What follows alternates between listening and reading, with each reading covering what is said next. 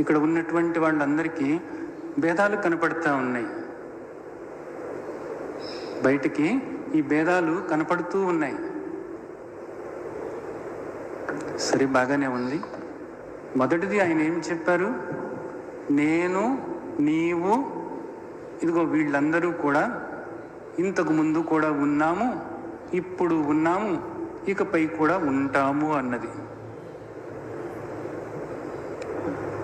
ఇప్పుడు ఇదిగో ఈ కుండలు ఇలా ఉన్నాయి. వివిధ ఆకారాలతో ఈ కుండలు ఇలాగ మనకి కనపడుతూ ఉన్నాయి. ఎప్పటి నుంచి కనపడుతున్నాయి ఈ కుండలు? ఈ కుండలు తయారైన దగ్గర నుంచి కనపడుతున్నాయి. ఒక 2 నెలల క్రిందట ఇవి ఎలా